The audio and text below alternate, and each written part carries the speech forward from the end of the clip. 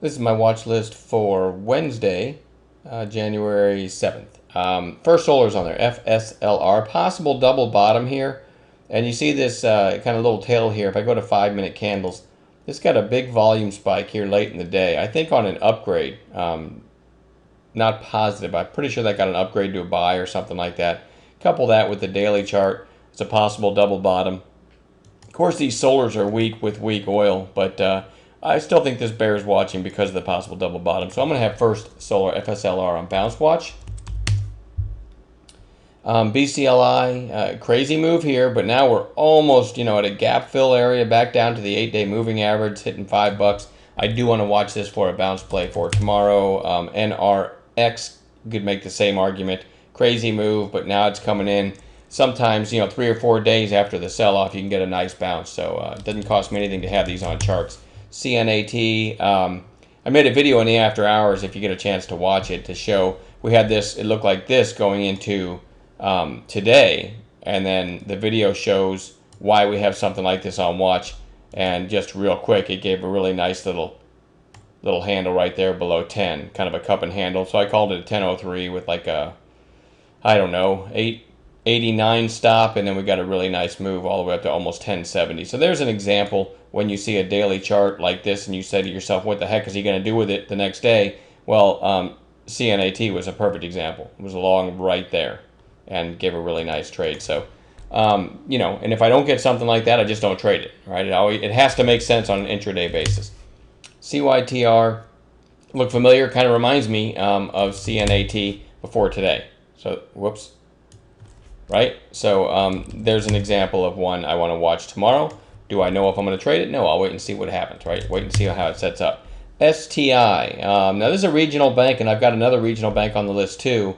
This is just straight down for 4 days, and they're just starting to get fast to the downside. It's also hitting the 200-day and the 100-day right here, plus a recent low. So I'm looking for a possible bounce in the regional banks tomorrow. So STI is one of them. The other one is CMA. Again, straight down. Nice bounce off the 43 area back in October. And it's 3 days down in a row on increasing volume. So we get below 43 tomorrow. I'm going to watch for a possible turn there. All right, so there's another regional bank. CEMP. Gapped up. I can't remember. I think they may have announced an offering after the gap up. I'm not positive. So I'm not that thrilled with this one. But I do like the gap up and then a 2-day sell-off and touching the 8-day again. So that one goes on bounce watch.